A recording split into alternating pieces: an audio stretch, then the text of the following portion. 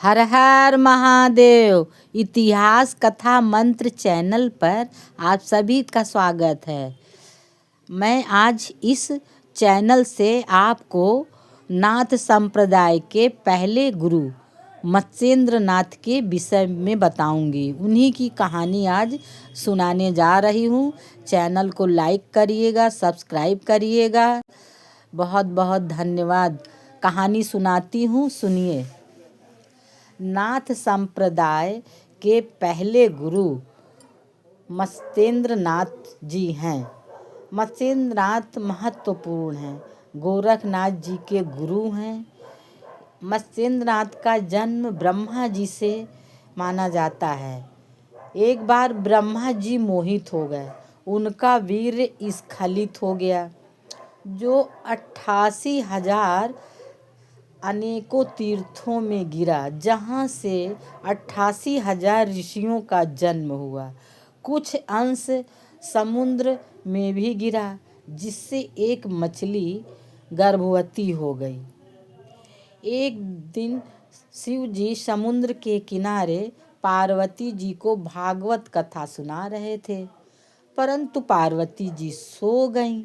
लेकिन मछली के गर्भ में पल रहे शिशु ने सारी भागवत सुनी और हुकार भरी। शिव जी को शंका हुई। शिव जी ने पार्वती जी से पूछा, क्या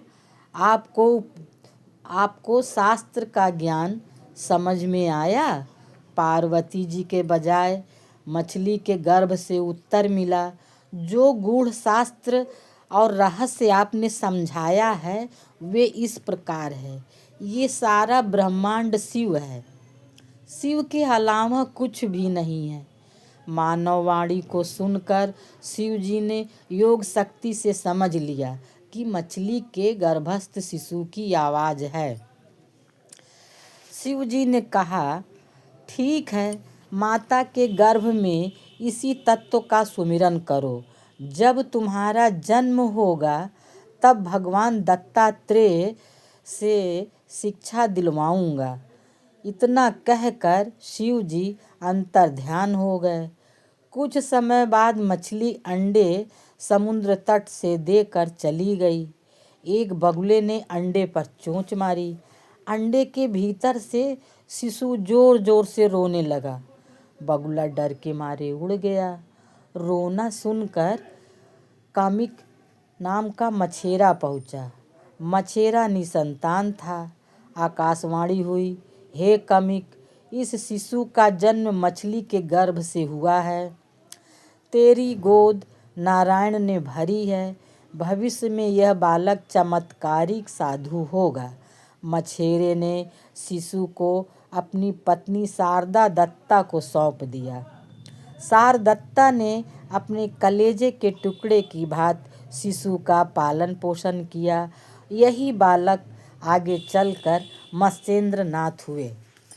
मत्स्येंद्र नाथ के पिता कामिक मछलियां मारकर अपना और अपने परिवार का पेट भरते थे, किंतु मत्स्येंद्र नाथ को मछलियों का तड़पना देखकर बर्दाश्त नहीं होता था।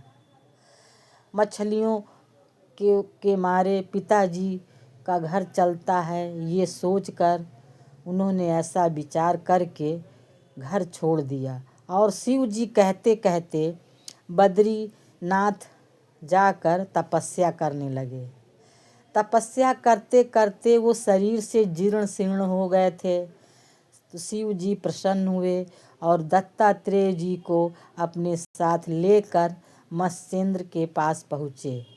दत्तात्रेय से मत्स्येंद्र नाथ ने पूछा, आप कौन, आपका नाम क्या है? तो दत्तात्रेय ने कहा, तुम्हारी तपस्या देखकर वरदान देने आया हूँ। मत्स्येंद्र नाथ ने झुककर प्रणाम किया, आप मुझे वरदान दें। तो दत्तात्रेय तथास्तु कहकर वरदान पाकर मत्स्येंद्र नाथ हष्ट पुष्ट हो गए। मत्स्येंद्र नाथ के कान में अति गोपनीय मंत्र फूका।